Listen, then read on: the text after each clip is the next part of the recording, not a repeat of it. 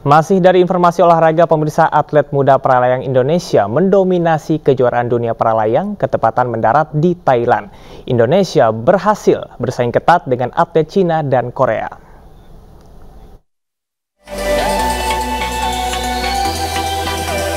Sejumlah atlet muda para-layang putra-putri Indonesia tiba di tanah air dan disambut oleh Ketua Para-layang Indonesia Asgaf Umar di Bandara Soekarno-Hatta, Tangerang, Banten.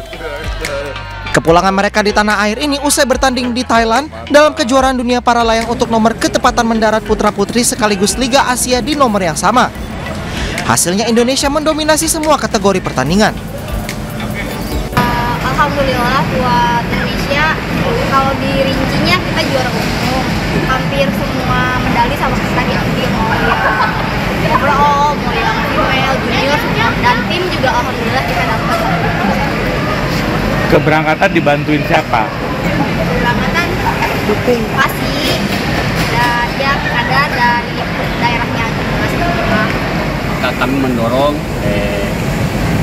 supaya organisasi mengirimkan atlet berikutnya pada seri berikutnya di Turki insya Allah, dan berikutnya lagi di Lombok kita sebagai tuan rumah insya Allah sampai super final.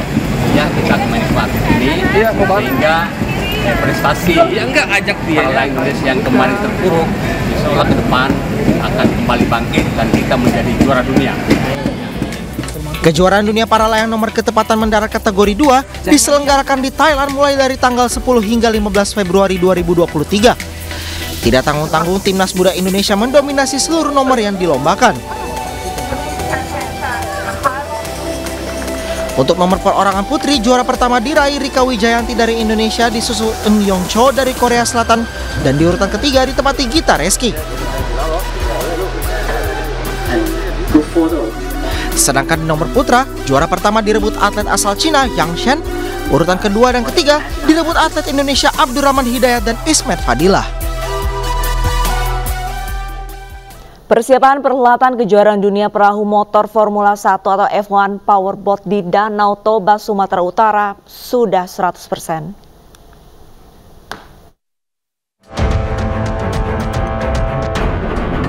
"38 perahu motor jet yang akan digunakan untuk balapan telah dikeluarkan dari peti kemas.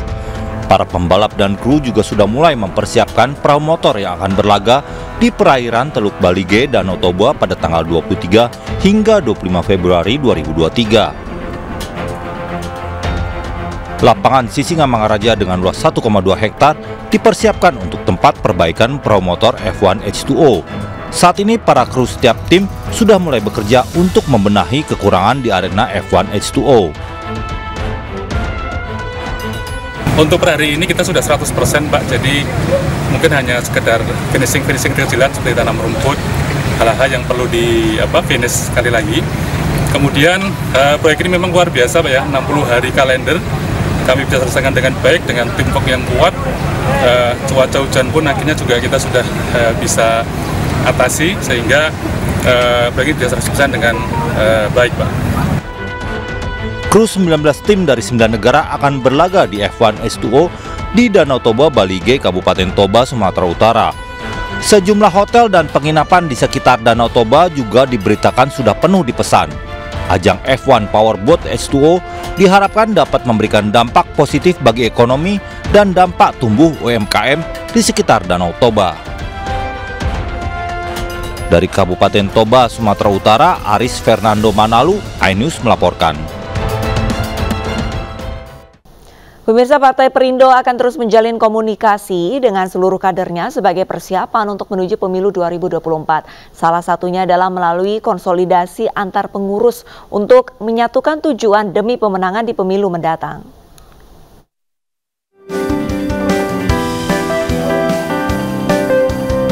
Menjelang pemilu 2024, seluruh pengurus dan kader Partai Perindo diminta untuk merapatkan barisan, serta terus menggaungkan program-program pro-rakyat, khususnya yang bisa merangsang anak-anak muda bergabung membangun bangsa melalui Partai Perindo. Hal ini ditegaskan Wakil Ketua Umum Partai Perindo Ferry Kurnia Rizkiansyah dalam acara ngobrol bareng Kang Ferry Kurnia yang diselenggarakan Saya Partai Pemuda Perindo. Dan yang paling penting adalah bagaimana meraih simpati masyarakat, karena Partai Perindo kan sudah sangat jelas dengan gerobak Perindonya, dengan ambulan Perindonya, upaya-upaya yang memang bisa dilakukan dan menggalang kekuatan di masyarakat, sehingga kami pun menjadi bagian yang tidak terpisahkan dari masyarakat. Mungkin kita membuat sebagai program untuk menggait anak milenial dan Gen Z, kita bikin program olahraga. Sekarang kita akan merancang program futsal Perindo di tahun ini. Kemungkinan di bulan depan kita juga akan mulai lagi. Partai Perindo meyakini banyak ruang bagi kaum milenial dan Gen Z untuk berperan dalam dunia politik di tanah air. Kehadiran para kader muda diharapkan bisa memberi warna dan menjadi kekuatan baru bagi partai bernomor urut 16 ini. Dari Jakarta, Hairunisa Irfan Purnama, iNews melaporkan.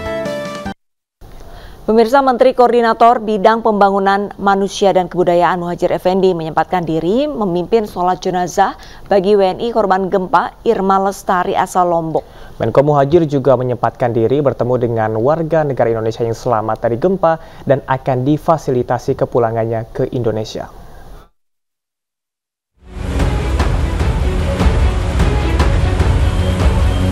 Menko Muhadjir Effendi tiba di Adana, Turki Selasa malam waktu setempat, didampingi oleh Kepala BNPB, Letjen TNI Suharyanto, serta Duta Besar Indonesia untuk Turki, lalu Muhammad Iqbal, dan sejumlah pejabat dari unsur TNI, Polri, dan Kementerian Kesehatan. Sholat jenazah dilakukan atas nama Irma Lestari, WNI asal Lombok, Nusa Tenggara Barat, yang berprofesi sebagai pekerja spa di kota Diyarbakir. Jasad Irma ditemukan di bawah reruntuhan apartemen di kota Diyarbakir. Sedangkan satu jenazah lainnya adalah Niwayan Supini, pekerja spa asal Bali. Jasad keduanya telah diterbangkan ke tanah air Selasa tengah malam.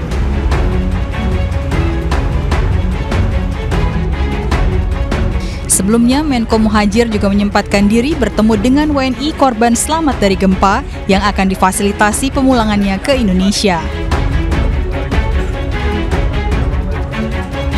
Menko Muhadjir tiba di Turki bersama 2 pesawat yang membawa sekitar 80 ton kargo bantuan kemanusiaan dari pemerintah Indonesia. Pengiriman bantuan dikoordinasikan oleh BNPB dan merupakan bantuan kemanusiaan gelombang keempat dari Indonesia.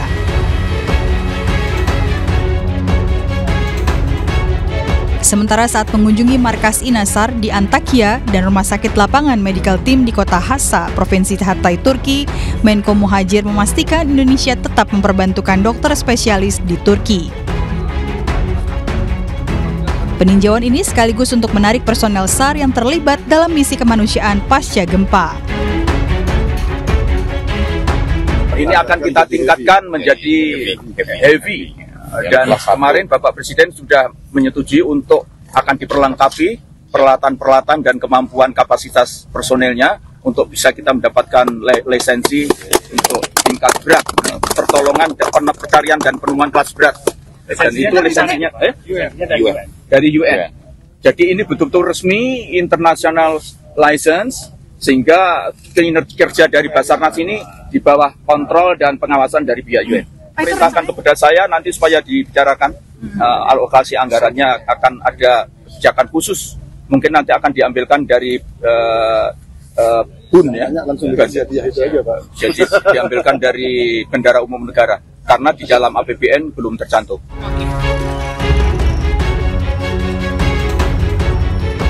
Penarikan personel SAR menjadi tanda bahwa fase tanggap darurat kebencanaan telah memasuki fase rehabilitasi dan rekonstruksi.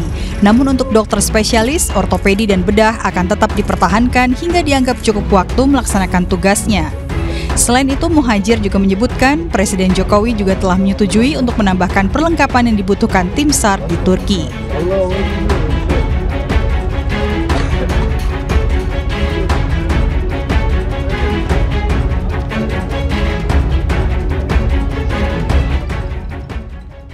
Kita kembali ke Jakarta, pemirsa. Menteri Luar Negeri Cina, Qin Gang, pada Rabu siang menemui Menteri Luar Negeri Retno Marsudi. Menlu Cina datang ke Jakarta untuk memimpin pertemuan kerjasama gabungan Indonesia-Cina yang keempat.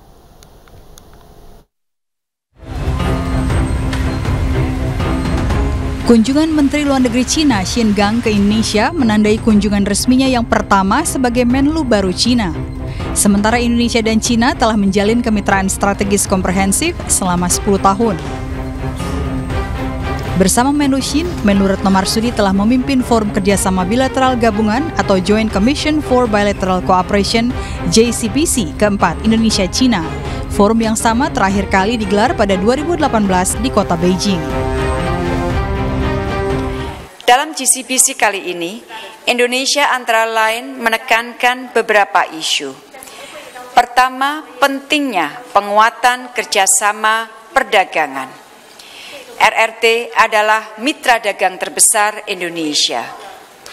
Yang patut disyukuri adalah bahwa perdagangan kedua negara sudah semakin seimbang. Dalam pertemuan secara khusus, saya sampaikan permintaan agar berbagai hambatan dagang dapat diatasi. Sedangkan untuk isu Laut Cina Selatan, negosiasi Code of Conduct akan diintensifkan kembali. Indonesia juga melihat Laut Cina Selatan sebagai laut yang damai dan stabil. Penghormatan terhadap hukum internasional, terutama UNCLOS 1982 menjadi kunci. Dan setelah sempat tertunda karena pandemi, negosiasi COC akan kembali dilakukan dan diintensifkan secara in-person. Indonesia dan ASEAN ingin menghasilkan sebuah COC yang efektif, substantif, dan actionable. Menlu Retno menambahkan, pada kuartal terakhir tahun lalu, China menjadi investor nomor 1 di Indonesia. Di masa depan, kedua pihak akan memperkuat kerjasama penelitian dan pengembangan vaksin dan genomika, penguatan kapasitas produksi bahan baku obat, dan implementasi komitmen kerjasama sister hospital, serta pembangunan herbal center di Indonesia. Dari Jakarta, tim iNews melaporkan.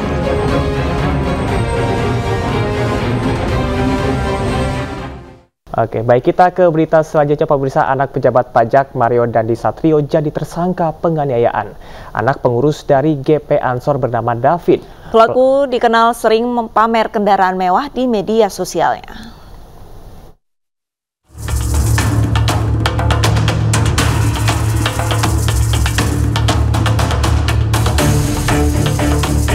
Mario Dandi Satrio, anak pejabat pajak, menjadi tersangka dalam kasus dugaan penganiayaan terhadap David, seorang pelajar di kawasan Pesanggerahan, Jakarta Selatan. Kapolres Metro Jakarta Selatan Kombes Pol Ade Arisam Indradi mengatakan peristiwa penganiayaan berawal dari teman pelaku yang mengaku mendapatkan perbuatan tidak menyenangkan dari korban. Bersama temannya, pelaku kemudian mendatangi korban yang berada di rumah temannya di kawasan Pesanggerahan dengan mengendarai mobil mewah. Pelaku pun menanyakan mengenai perbuatan korban kepada temannya hingga akhirnya terjadi pengeroyokan. Menurut Kombes Ade, orang tua teman korban mendatangi lokasi untuk menolong dan membawanya ke rumah sakit. Sementara pelaku diamankan oleh security kompleks dan menyerahkannya ke Polsek Pesanggerahan. Kami sangkakan padanya pasal 76C Junto pasal 80 Undang-Undang Nomor 35 Tahun 2014 tentang perubahan atas Undang-Undang RI Nomor 23 Tahun 2002 tentang perlindungan anak dengan ancaman pidana maksimal 5 tahun.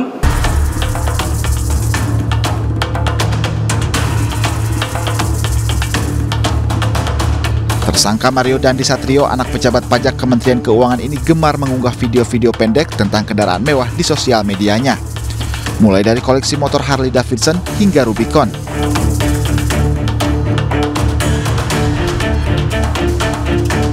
Mario Dandi juga kerap melakukan freestyle di jalanan.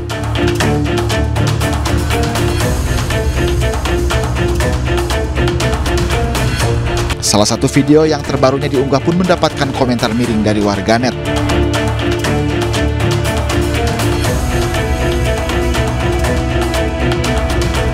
Aksi kekerasan yang dilakukan anak pejabat pajak ini juga mendapat komentar dari Menteri Keuangan Sri Mulyani. Ia mengecam tindak kekerasan yang terjadi dan mengeluarkan instruksi kepada jajarannya di Kemenq. Rasa keprihatinan dan dukungan proses hukum pun datang dari staf ahli menteri terkait kasus penganiayaan.